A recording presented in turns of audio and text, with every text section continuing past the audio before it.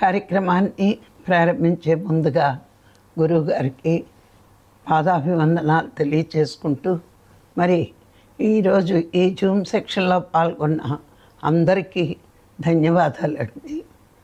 మరి మనం ఎన్నో రోజుల నుంచి శరీరము, మనసు, ఆత్మ గురించి తెలుసుకుంటున్నాం.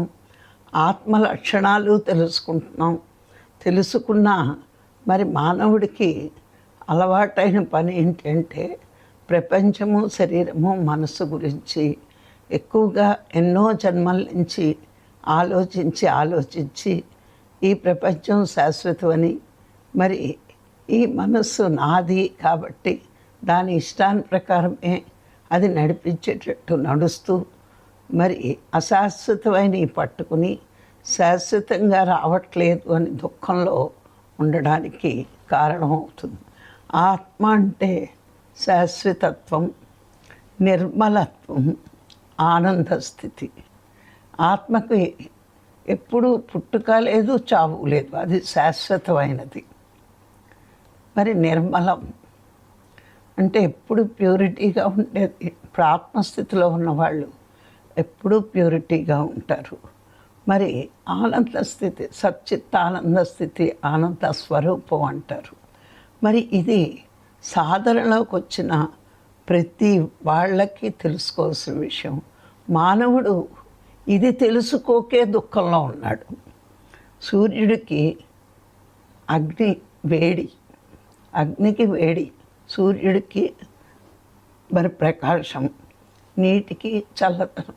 ఈ మూడిటికి వాటి యొక్క సహజ గుణం.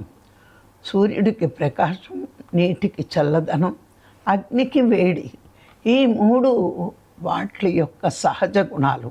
అలాగే ఆత్మ యొక్క సహజ గుణం ఏంటి? శాశ్వతంగా ఉండడం, నిర్మలంగా ఉండడం, ఆనందంగా ఉండడం. ఈ ఆత్మస్థితిలో ఉన్నవాళ్ళు ఇట్లాగే ఉంటారు. ఆత్మ యొక్క గుణాలు తనలోకి వచ్చి ఆ మానవుడు అట్లాగే ఉంటాడు. అయితే ఏమి కోరుకున్నా మరి ప్రతి మానవుడు కోరుకునేది శాశ్వతమైన ఆనంద స్థితి. ఈ ఆనంద స్థితి కావాలి అంటే శాశ్వతమైనది పట్టుకుంటే వస్తుంది, కానీ అశాశ్వతమైన వస్తువుల నుంచి మరి అది ఎవ్వరికీ దొరకదు. కానీ సాధారణ మానవుడు అంటే సాధన చేసేవాళ్ళు కూడా ఇంచుమించుగా సరైన జ్ఞానం పొందకపోతే ఇవేమీ తెలుసుకోలేరు. మానవుడు సాధారణంగా తెల్లారు లేచిన నుంచి ప్రపంచం వైపు వెళ్తాడు. శరీరం నేనన్నట్టు వాటి కోసమే పాటుపడతాడు. శరీరం ఏ పని చేసినా మనస్సుతో శరీరం మమేకమై ఉంది. ఒక్క శరీరం ఒకటే అంటే ఏ పని మానవుడు చెయ్యడు.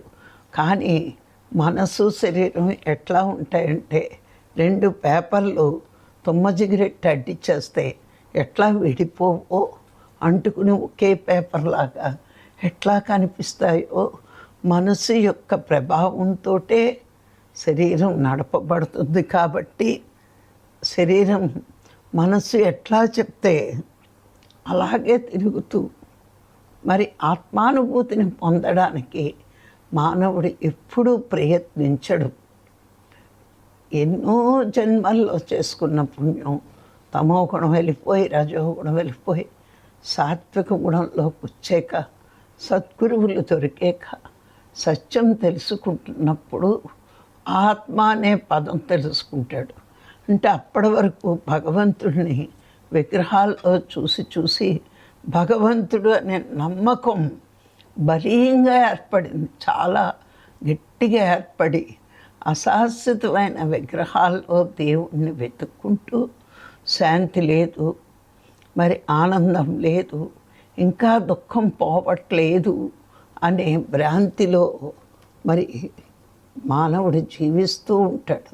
ఎంతవరకు అంటే సత్యాన్ని తెలుసుకునే వరకు మానవుడికి దుఃఖమే ఉంది.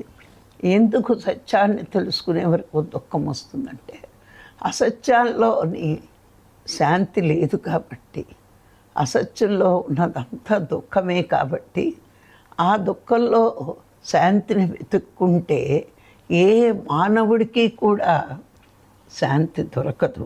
సత్యంలోనే శాంతి ఉంది. సత్యం అవగాహన అయ్యే వరకు శాంతి మాత్రం దొరకదు.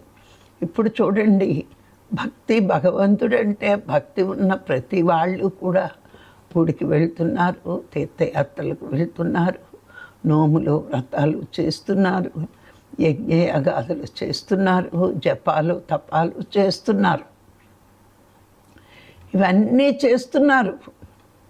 చేసిన వాళ్ళ జీవితంలో మరణ భయం పోదు, శాంతి రాదు. ఎందుకంటే సత్యం కాని దాన్ని సత్యమని నమ్మి మరి అసత్యాన్ని ప్రచారం చేసే వాళ్ళ వాక్కులు అంటే పుణ్యం వస్తుంది అని చెప్తే బాగుంటుంది, అది సత్యం చెప్పడమే. ఈ నైమిత్తిక కర్మలన్నీ కూడా పుణ్యం వస్తాయి. నువ్వు పూజ చేయి, తీర్థయాత్రలకు వెళ్ళు, జపం చేయి, మరి యజ్ఞాగాదులు చేయి, పుణ్య స్నానాలు చెయ్యండి, పుణ్యం వస్తుంది. కానీ శాంతి వస్తుంది అని చెప్తున్నారు చూడండి, మీ దుఃఖం పోతుంది అని చెప్తున్నారు చూడండి, అది తప్పు. జ్ఞానం వస్తే కానీ శాంతి లేదు, జ్ఞానం వస్తే కానీ దుఃఖము పోదు. మీరు గమనిస్తే ఒక పండగ రోజు ఎంతో నిష్టగా పూజ చేస్తారు, మరి పూజ అంతా అయిపోతుంది, శాంతి పడ్డారు అంటే నీరసంగా ఉంది అంటారు.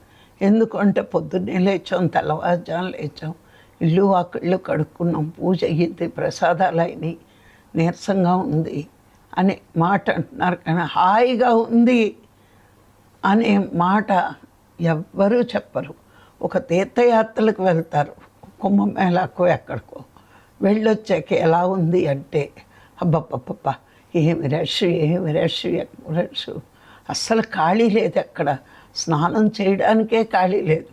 10 నిమిషాలు చేయగానే లాగేశారు.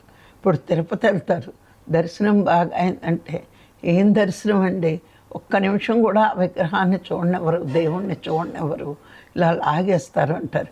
వెళ్ళకముందు వెళ్ళాలి అని ఆరాటం, వెళ్ళాక అక్కడ పోరాటం, ఇంటికి వచ్చాక నీరసం.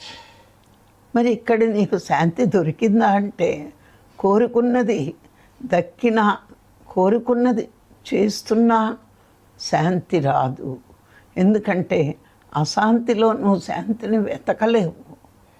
జ్ఞానంలోనే శాంతి, శాశ్వతమైన దాంట్లోనే శాంతి దొరుకుతుంది.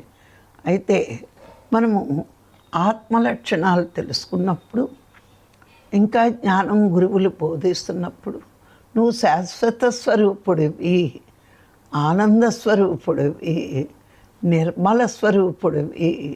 అంటే మనం నిర్మలత్వం వచ్చింది అంటే మనం ప్యూర్ అవుతున్నట్టు లెక్క.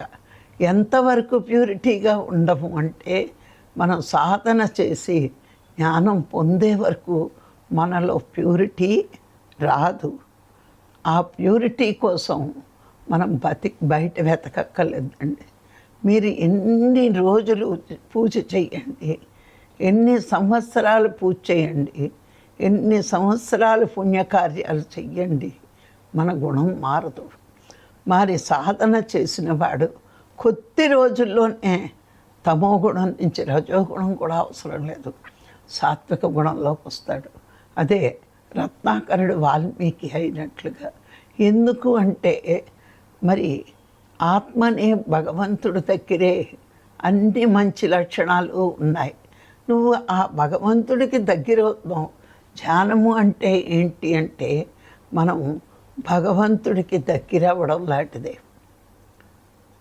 మిగతా అన్ని విషయాల్లోని భగవంతుడు ఉన్నాడు, విగ్రహమే భగవంతుడు అనుకుంటూ మనం ఎన్నో ప్రయత్నాలు చేసాం. పూజలు చేయనివ్వండి, నోములు చేయనివ్వండి, వ్రతాలు చేయనివ్వండి, తీర్థయాత్రలు చేయనివ్వండి, ఇవన్నీ పుణ్యం వచ్చాయేమో తెలియదు, వచ్చుంటాయిలేండి. ఇవన్నీ పుణ్యకర్మలని చెప్పారు కదా, పుణ్యం వస్తుంది. కానీ ఇక్కడ ఇంకొకటి గమనిస్తే మన మనసులో ఉన్న తపన. తిరుపతి వెళ్ళాము అంటే వెంకటేశ్వర స్వామి దైవం, కలియుగ దైవం అని చెప్పారు. అక్కడ పవర్ ఉంటుంది. మన ఊళ్ళోనే ఉంటుంది వెంకటేశ్వర స్వామి గుడి. కానీ ఇక్కడికి వెళ్ళినా మనం అక్కడికే వెళ్తాం. వెళ్తే కానీ తృప్తిగా ఉండదు. వెళ్తాం, ఎందుకు వెళ్తాం? అక్కడ పవర్ ఎక్కువ, వెలసేడిట, స్వయంభూ అట అనుకుంటూ వెళ్తాం. వెళ్ళాక పోని వెళ్ళి వచ్చాక మన గుణాలు ఏమైనా మారుతున్నాయా? మనం శాశ్వత ఆనంద స్థితిలో ఉండగలుగుతున్నామా? ఉండలేదు. మనకేమైనా జ్ఞానం వచ్చిందా? అది రాలేదు. అంటే భక్తి భక్తి భక్తి. ఆ దేవుడు నాకు ఇష్టం. ఎందుకంటే చిన్నప్పటి నుంచి ఆయన దేవుడు అని మన పెద్దలు మనలో, మన హృదయంలో నాటేశారు. చాలా పవర్ఫుల్ దేవుడని. మెల్లిమెల్లిగా దాని మీద మనం భక్తిని పెంచుకున్నాం. కానీ ఇక్కడ మనకి శాశ్వతమైన ఆనందము లేదు, శాంతి లేదు, మన గుణంలో నిర్మలత్వము లేదు. ఇవన్నీ ఎందుకు చేస్తున్నాం అంటే పెద్దలు చెప్పారు కాబట్టి. చెప్పగా చెప్పగా మన బుర్రలో అవే భావాలు నాటుకుపోయి మన బుద్ధి ఒక నిర్ణయం తీసేసుకుంది. విగ్రహాల్లో దేవుణ్ణి చూస్తున్నాం, ఉన్నాడు అనుకుంటున్నాం. కానీ సద్గురువులు మన తపనకి ఆ భగవంతుడే ఒక గురువుని తన ప్రత్యర్థిగా భూమి మీదకి పంపినప్పుడు సద్గురువులు మాత్రమే జనాకర్షణకి ధనాకర్షణకి లొంగకుండా సత్యం చెప్తారండి. విగ్రహాల్లో కాదు దేవుణ్ణి వెతకడం. నీలో ఉన్నవాడిని, నీ శరీరంలో ఉన్నవాడిని వెతుకు. దైవం ఎక్కడా లేదు. ఆత్మగా నీలో సర్వాత్మగా సృష్టి అంతా ఉన్నాడు. ఆ శాశ్వతమైన నిర్మలానంద స్వరూపం నీలో ఉంది, వెతుకు అని మనని బాహ్యంగా తిరుగుతున్న మనని అంతర్ముఖం చేశాడు. ఎలా ఉందంటే చూడండి, మన స్వరూపమే అది. అంటే ఆత్మే మన స్వరూపం అని గురి వచ్చే వరకు తెలియదు. మనం శరీరం అనుకున్నప్పుడు బయట వెతికాం. అంటే మన మెడలో కంఠాభరణం ఉందట, అది పోయిద్ది అని ఇల్లంతా వెతికామట. ఆఖరికి ఎవరో చూసి ఇదేంటి నీ మెడలోనే ఉంది కదా, నువ్వు బయట వెతుకుతున్నావేంటి అని అంటే అప్పుడు మన మెడ మనం చూసుకుంటాం. అట్లా ఉంది మన పరిస్థితి. దీనికి శంకరాచార్యులు ఒక చక్కని ఉదాహరణ చెప్తాడు. ఏమిటి అంటే కస్తూరి మృగమట. కస్తూరి కోసం అడివంతా తిరుగుతుందట. మంచి సువాసన ఉంటుందంట కస్తూరి. మరి ఆ కస్తూరి మంచి సువాసన ఉంటే ఈ వాసన ఎక్కడి నుంచి వస్తుందా అని అడివంతా తిరిగి అలిసిపోయి ఒక చోట కూర్చుంటూ ఆయాసం తీర్చుకుంటున్నప్పుడు అప్పుడు దానికి సుగంధం వచ్చినప్పుడు దాని బుద్ధి పనిచేసింది.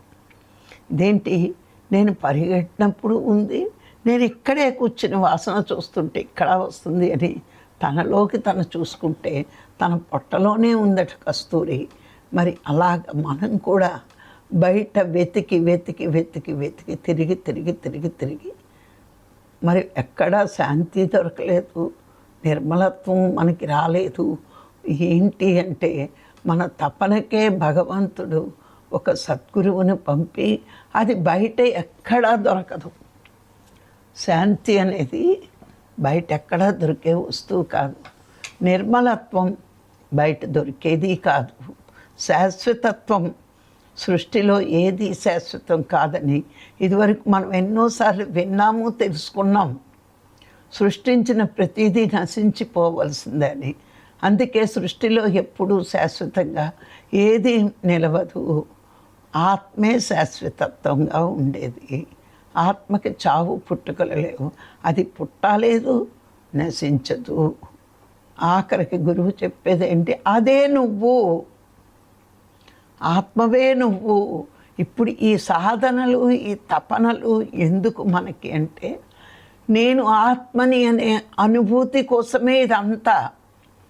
వింటున్నాం క్లాసుల్లో, నేను ఆత్మని అంటున్నాం, కానీ అలా ప్రవర్తించకే ఇంకా మన జీవితాల్లో దుఃఖం ఉంది, ఆందోళన ఉంది, భయం ఉంది. నిర్మలంగా లేము, ప్యూరిటీగా లేము, నిశ్చలత్వం రాలేదు. నిశ్చలత్వం రాకపోతేనే భయము, దుఃఖము, ఆందోళన అన్నీ మనకు ఉంటాయి. నిర్మలమైతే కానీ నిశ్చలత్వం రాదు. ఊగే ఉయ్యాల్లో చంటి బిడ్డను పడుకోబెట్టలేము. అలాగే నిర్మలత్వం ఎంతవరకు రాదో మన జీవితంలో ముందున్న వాసనలు పోపు.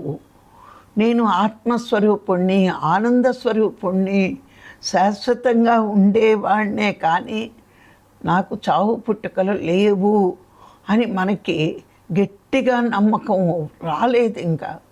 అందుకే ఇన్ని ఆత్మానుభూతి కలగట్లేదు. ఇంకా వాసనలు, సంస్కారాలు వదలలేదు.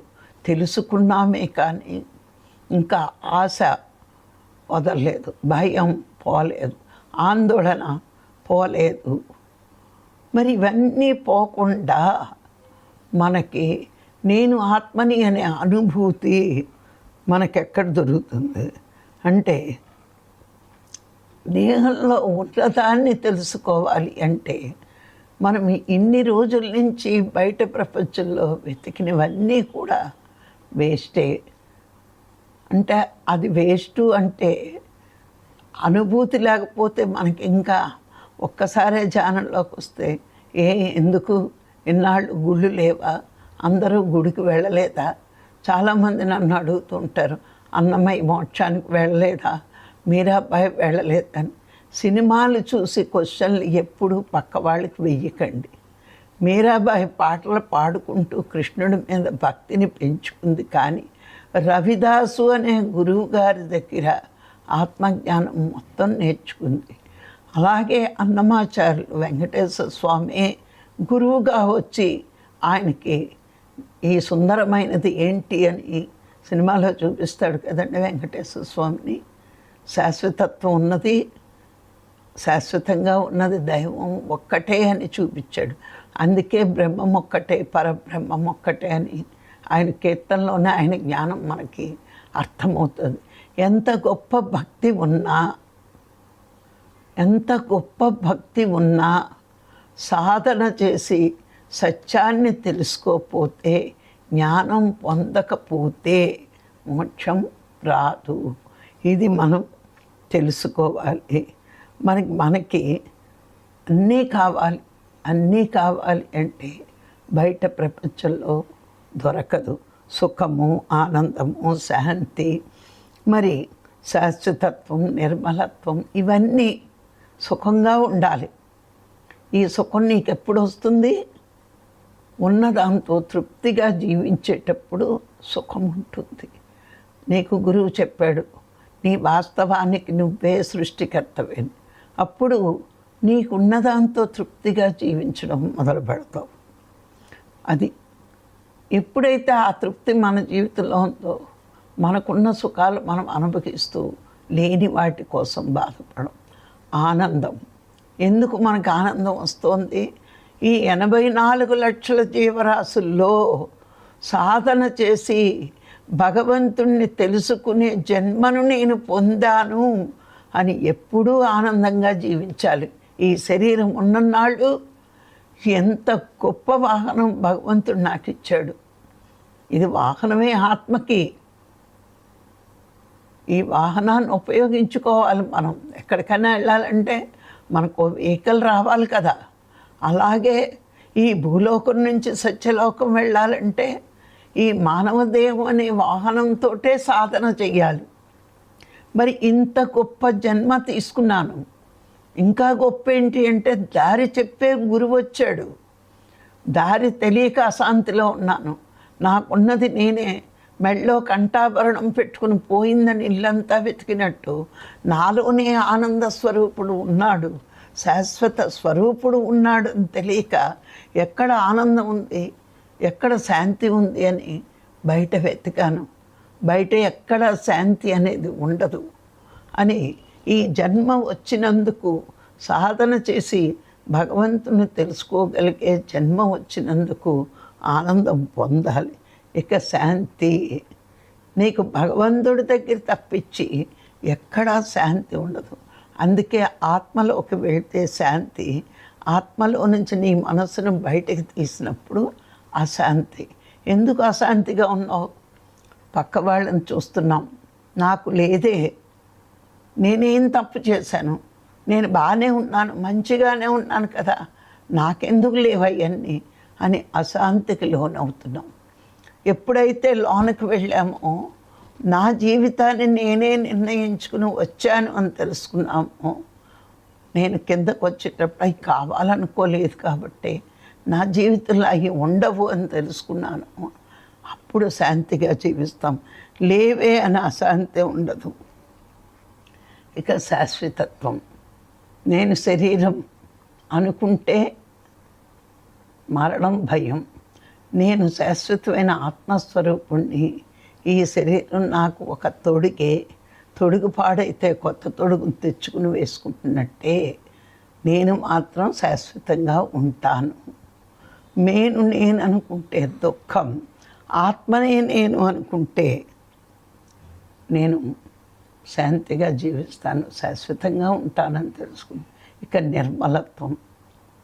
ఈ నిర్మలత్వం ఎట్లాగంటే, ఈ సృష్టి అంతా నేనే, ఈ పరమాత్మ నేను ఒకటే. సముద్రము, ఇప్పుడు పెద్ద సముద్రం ఉంది, సముద్రంలో నీటి బుడగలు ఉన్నాయి, నీటి బుడగల్లో నీరు, సముద్రంలో నీరు రెండూ ఒకటే. అలాగే పరమాత్మ నుంచి వచ్చిన జీవాత్మలమైన మనము వేరు కాదు, ఈ సృష్టి అంతా నేనే అని తెలిసినప్పుడు నువ్వు ఎవరి మీద రాగద్వేషాలు పెంచుకుంటావు, ఎవరిది దొబ్బుతావు, ఎవరిది తీసుకుంటావు? నీది నువ్వే దొంగతనం చేసుకుంటావా? నీది నువ్వే తీసుకుంటావా? నిన్ను నువ్వే మోసం చేసుకుంటావా? మనం పక్కవాడిని మోసం చేస్తున్నామంటే, నేను జీవుణ్ణి అనుకుంటే మోసం చేస్తావు. నీలాగే నీ పక్కవాడు కూడా ఆత్మస్వరూపమే, పరమాత్మ నుంచే వచ్చాడు. అందరం ఒక దగ్గర నుంచే వచ్చాం. ఉన్నదానితో, ఈ ఉన్న శరీరంతో ఉన్న జీవితాన్ని తృప్తిగా అనుభవిస్తూ, మరి నిర్మలంగా ఉంటూ, ప్యూరిటీగా ఉంటూ, మరి ఇవన్నీ అనుభవంలో తెచ్చుకోవాలి. గురువు చెప్పేశాడండి. ఏం చెప్పాడు? నువ్వు శరీరం కాదు, ఆత్మవి అని చెప్పాడు. ఆనందం కోసం లోన వెతుకు, శాంతి కోసం లోన వెతుకు. బయట నీకేది దొరకదు. నువ్వు కోరుకునేవేమీ నీకు బయట దొరకవు. నువ్వు కోరుకున్నవన్నీ దొరికే మార్గం నీలోకి నువ్వు వెళ్ళడమే. మానవుడు ఎంతవరకు బాహ్య ప్రపంచాన్ని చూసి కోరికలు పెంచుకుంటాడో అంతవరకు దుఃఖమే. అందుకే మహాత్ములు ఒక మాట చెప్పారు, శాశ్వతత్వం కోసం వెతికితే నీకు శాశ్వతత్వం వస్తుంది. నిర్మలం ఉన్న చోట నువ్వు వెతికితే నువ్వు నిర్మలుడుగా ఉంటావు. అంతులేని ఆనందం, సచ్చిత్తానంద స్వరూపుడు అని చెప్తున్నారు. మరి ఆనంద స్వరూపుడు దగ్గరే ఆనందం ఉంటుంది, కానీ బయట ఆనందం ఉండదు. నువ్వు ఇది తెలుసుకుంటే ఎప్పటి వరకు తెలుసుకోలేవు అంటే, నీ జీవితంలోకి గురువు వచ్చే వరకు నీ జీవితం, నీ మనసు అల్లకల్లోలమైన సముద్రంలా ఉంటుంది. చూడండి, సముద్రంలో సునామీ వచ్చినప్పుడు సముద్రం అల్లకల్లోలంగా ఉంటుంది. అలాగే మన మనస్సు కూడా అల్లకల్లోలంగా ఉంటుంది.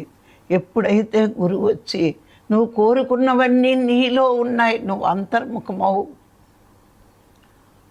ఈ సృష్టిని ఏలే భగవంతుడు నీలో అణుమాత్రంగా ఉన్నాడు. ఆయన దగ్గరికి చేరితే నువ్వు అనుకున్నవన్నీ సాధించగలవు. ఆయన సృష్టి బయట ఉంది, ఆయన లోన ఉన్నాడు. ఏవైతే తన దగ్గర పెట్టుకున్నాడో అవి నీకు కావాలంటున్నావు కాబట్టి ఈ సృష్టికర్త దగ్గరికి వెళ్ళు. ఇప్పుడు చూడండి, బయటకు వెళ్తే మాయకు వశమైపోయామని చెప్తారు. మరి మాయను సృష్టించిన వాడి దగ్గరికి చేరితేనే మాయకి వశం అవ్వకుండా బయటపడగలం. మాయాధీశుడిని పట్టుకో, మాయని జయించగలవు అని చెప్తారు మహాత్ములు. కానీ మాయాధీశుడిని పట్టుకోకుండా మాయ ఎక్కడైతే ఉందో అక్కడికి వెళ్ళి నేను మాయకు వశమయ్యాను అంటే ఎట్లా? ఇప్పుడు బయట వర్షం వస్తుంది, పిల్లాడిని తల్లి చెప్తుంది బయట వర్షం వస్తుంది, బయటికి వెళ్ళకురా నాన్న అని. వాడు బయటికి వెళ్ళి వర్షంలో తడిచి, నేను వర్షంలో తడిచిపోయాను, నాకు అందుకే దగ్గు, రంపు, జ్వరం వచ్చిందంటే వద్దని అమ్మ చెప్పినా వెళ్ళాడు కాబట్టి ఆ ఫలితం అనుభవిస్తాడు. అట్లాగే గురువులు అమ్మలా మనకు చెప్పారు. బయట తిరిగితే నువ్వు మాయకు వశమవుతావు, మాయని సృష్టించిన వాడిని పట్టుకుంటే మాయ నుంచి విముక్తి కాగలవు. నిన్ను మాయ నుంచి బయటపడి రక్షించేవాడు భగవంతుడే. ఎందుకంటే మాయను ఆయనే సృష్టించాడు.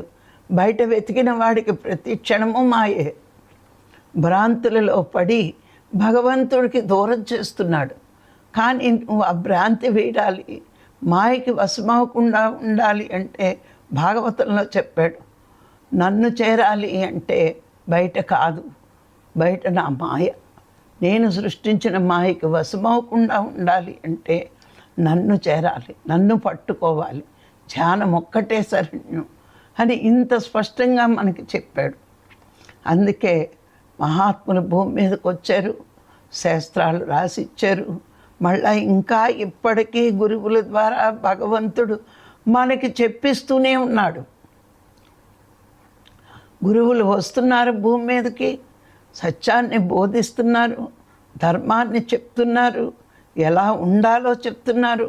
మనం అలా ఉండక నా జీవితంలో ఇంకా కష్టాలు తీరలేదు, నా జీవితం అంతా ఇంతేనా అని వేదనలో పడుతున్నారు.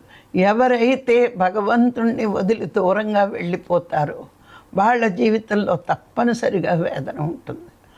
గురువు వచ్చాక ఎవరైతే సాధన చేసి ఆత్మకి దగ్గరవుతారో వాళ్ళ వేదన మెల్లిమెల్లిగా దూరమై నిత్యము శాంతిగా ఆనందంగా జీవించగలుగుతారు. ఇదే కారణం అండి. వేదన నీ జీవితంలోకి వచ్చింది అంటే సాధన లేని జీవితం అంతా వేదనే. ఎన్నోసార్లు మనం ఈ మాట చెప్పుకున్నాం. ధ్యాన మార్గంలోకి వచ్చి నాకు ఇంకా దుఃఖం ఉంది అంటే ఒకటే తెలుసుకోవాలి, నా అజ్ఞానం ఇంకా పోలేదు కాబట్టి నాకు ఇంకా దుఃఖం వస్తుంది. ఎందుకు దుఃఖం వస్తుంది అంటే అజ్ఞానం పోలేదు, నాది అనుకున్నది ఏదో నాకు దూరం అవుతుంది.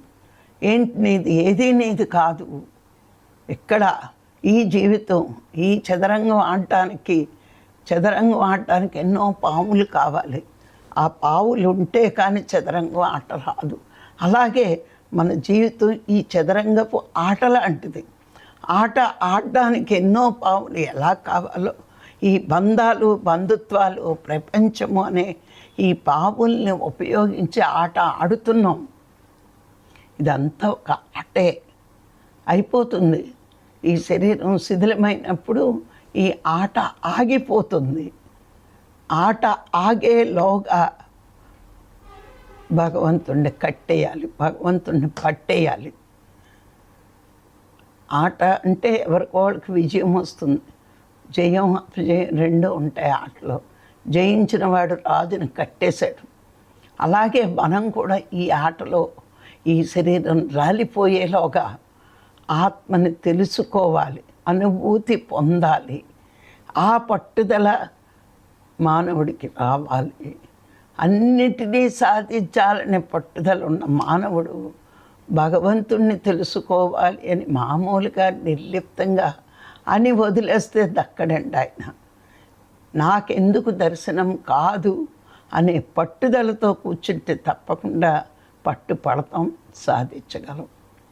ఎప్పుడైతే నా జీవితం నాకు తృప్తిగా ఉందని నువ్వు అనుకున్నావో అప్పుడు ఆత్మస్థితిలో ఉన్నట్టే మనం.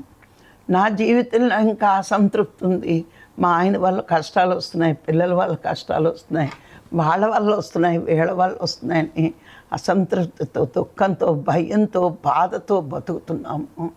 ఇంకా మనం ఆత్మకి దగ్గర అవ్వలేదు. దీపపు కాంతికి దగ్గరగా ఉంటే వెలుతురు ఎక్కువ వస్తుంది, దీపపు కాంతి దూరంగా ఉంటే చీకటి కనిపిస్తూ ఉంటుంది. మన జీవితంలో దుఃఖం అనే చీకటి, బాధ, భయం అనే చీకట్లు ఉన్నాయి అంటే ఆ పరమాత్మకి ఇంకా దగ్గర అవ్వట్లేదు మనం. ఎప్పుడైతే నేను ఆనందంగా ఉన్నాను, తృప్తిగా ఉన్నాను, నా జీవితం నాకు ఆనందంగా ఉంది అని అనుకుంటున్నాము అంటే మనము ఆత్మకు దగ్గరైనట్టే.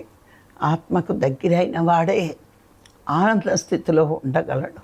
ఇప్పుడు ఆనందం పొందుతూ ఉన్నాడు, అప్పుడు శాశ్వత ఆనంద స్థితిలో తను అనే ఆత్మను తెలుసుకుంటాడు. ఆత్మకు దగ్గర అయిన వాడు చచ్చినా సరే చెడ్డ పనులు చెయ్యడు, ఎవరిని తక్కువ చూడడు. పాపపు పనులు అన్నవి వాళ్ళ ఊహల్లో కూడా రావు. వాళ్ళు ఎప్పుడు కూడా లోక కళ్యాణం పనులే చేస్తారు. ఇక్కడ 2 కారణాలండి. జీవుడు గురువు, సాధకుడు గురువు, ఇద్దరూ కూడా ఆత్మస్వరూపులే.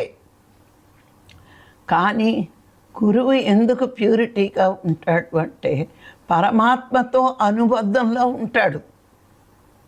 ఆయన దృష్టి పరమాత్మ వైపు ఉంటుంది. అందుకే భగవంతుడికి నచ్చని పని ఒక్కటి కూడా వాళ్ళు భూమి మీద చెయ్యరు. ఇంకా సాధకుడికి అంత ప్యూరిటీ రాక మధ్య మధ్యలో మనసు ప్రశాంతత కోల్పోయి ప్రపంచం వైపు తిరిగి మధ్యలో తప్పుడు పనులు చెయ్యొచ్చు. కానీ గురువులు ఎప్పుడూ చెయ్యరు. వాళ్ళు పరమాత్మతో అనుసంధానమై ఉంటారు, ఆత్మస్థితిలో ఉంటారు వాళ్ళు.